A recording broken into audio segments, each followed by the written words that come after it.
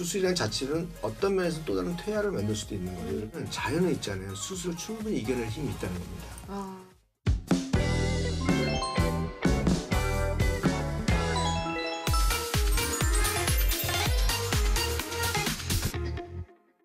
네, 수기치료 통해서 어깨 통증 벗어나는 방법 알아봤는데요.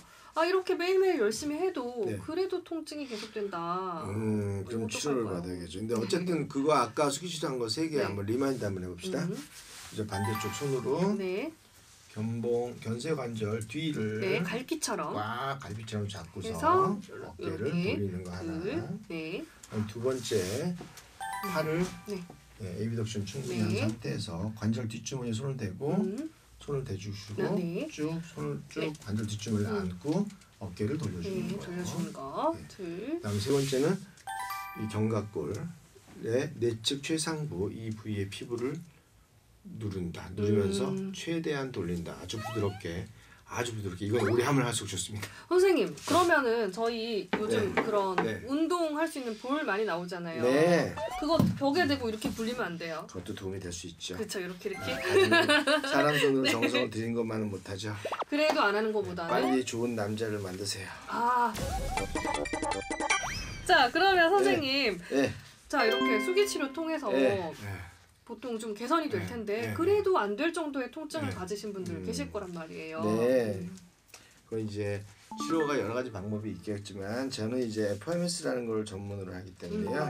그래서 이제 저희한테 오는 환자분들은 아까 같이 어깨 관절의 뒷주머니, 뒷관절 주머니가 긴장된 분들을 저희가 바늘로 자극을 하거나 바늘로 이제 너무 단단해진 부위를 풀어주는 방법이 하나 있고요. 그다음에 어깨 자체가 완전히 굳은 거 이거에 대한 방법이 있습니다. 어깨 자체가 굳으면 사실은 강제로 뜯거나 뭐 이 자체가 좋을 수도 있지만 상당히 아프고 다시 유착이 되거든요. 근데 중요한 거는 어깨 관절이 붙어 있어요. 그럼 사람들이 생각하면 이 붙은 걸 뜯어버리면 다 없어진다고 생각하는데 실제 그렇지가 않아요. 어깨 관절이 붙어 있는 형태는 머리에 기록돼 있어요.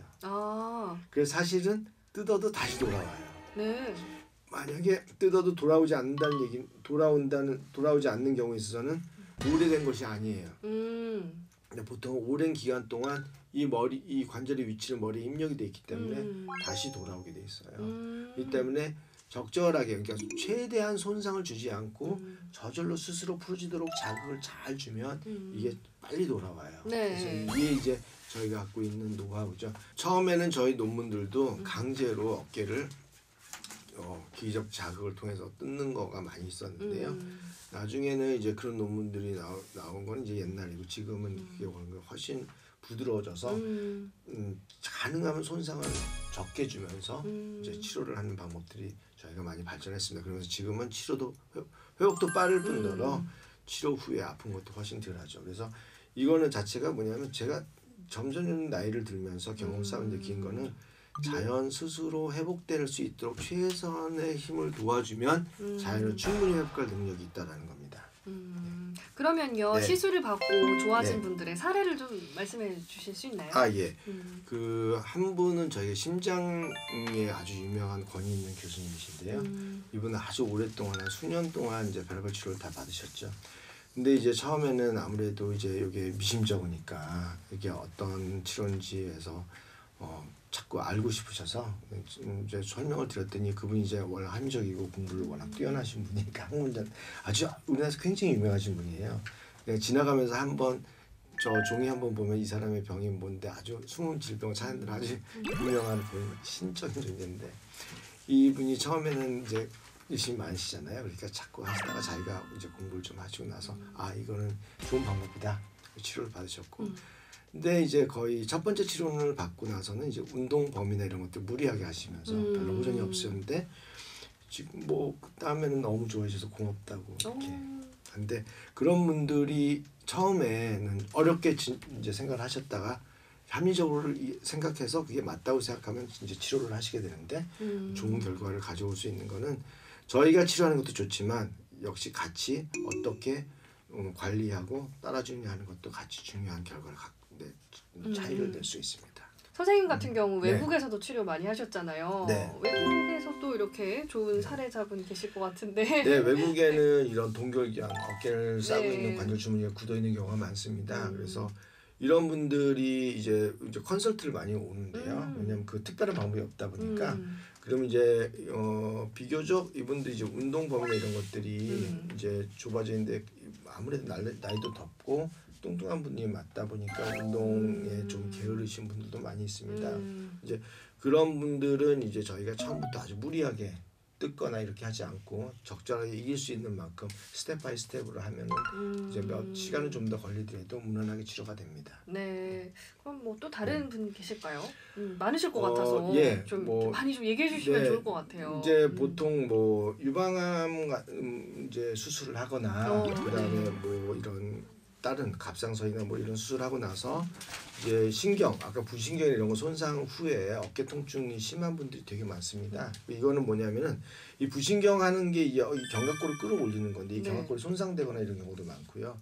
그 다음에 이제 아무래도 암이나 이런 방사선 치료를 받게 되는데 신경 손상이 많으니까 그러면서도 오는 경우가 많습니다. 이런 분들도 너무 무리하게 처음부터 하지 않고 아주 부드럽게 이런 수기 치료 이런 걸 같이 하면서 서서히 풀어줘야 되는 경우에 해당됩니다. 근데 이런 분들이 다른 거에서 사실은 만족하기 힘듭니다. 왜냐하면 우리가 마음에 가는 대로 이분들이 치료한다고 딱 좋아지는 게 아니기 때문에 이거는 밀고 당기고 아주 부드럽게 이제 몸이 그러니까 수긍할 수 있도록 부담 가지 않도록 하면서 따뜻하게 계속 조금씩 이제 우리가 같이 치료를 해주면 중요한 거는 자연에 있잖아요. 수술 충분히 이겨낼 힘이 있다는 겁니다. 그래서 이 경우에는 저희가 이 다른 이제 미주신경 이런 것들 같이 자극하면서 치료를 하면서 좋은 결과를 얻고 있습니다. 그러면 사실 좀 어깨 통증 심하신 분들은 주사나 수술부터 생각을 많이 하시거든요. 근데 좀 자연적인 회복 방법도 기대를 해봐야겠네요. 이제 어깨 통증이 보통 6개월 이내에는 저절로 좋아지는 경우가 절반 정도 됩니다. 나머지 절반은 장기적으로 가는 경우가 많습니다. 그래서 이 경우에는 반드시 치료가 이제 해야 되는 경우가 많습니다. 근데 이거를 이제 수술이라고 하는 방법도 물론 좋은 방법이 될 수 있습니다. 꼭 필요한 경우 수술하는 게 맞죠.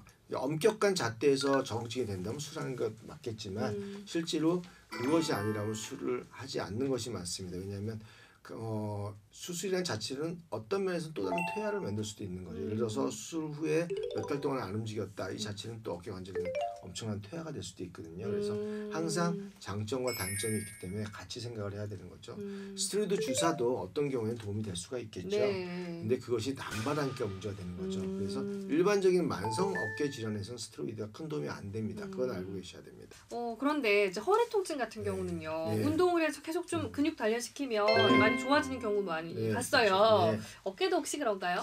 어깨도 이제 당연히 도움이 되죠. 근데 이제 어깨에서는 아까 말씀드렸듯이 이 견갑골 자체가 자기 위치에 못 가는 게 큰 병이라고 했잖아요. 그러니까 사람들한테 이 어깨 근육인데 요거가 중요한 것도 있지만 이거보다 훨씬 중요한 거는 이 견갑골 어깨 주위 어깨 주위의 근육을 단련시키는 거예요. 예를 들자면 이제 이런 이 어깨를 견갑골 사이에 있는 근육이라던가 견갑골을 가슴 안에서 잡고 있는 근육이라던가 등에서 잡고 있는 근육이라던가 위로 올리는 근육이라던가 이런 근육들을 운동을 하는 거죠. 그러니까 그런 것들은 각각 그 기계들 의존하거나 고무줄이라던가 이런 걸로 아주 많이 발전돼 그렇죠. 요즘 많이 나오기도 많은 하고 경우가 있으니까 사실 필라테스 같은 경우도 좀 속근육 그래서 이거는 이제 운동이잖아요. 제 생각에는 이제 근육 별로 같이 하나씩 운동을 해주는 게 큰 도움이 될 것 같습니다. 그러니까 다시 말씀드리면 어깨를 직접 싸고 있는 근육이 아니라 어깨 주위의 근육을 단련시켜주는 게 중요합니다.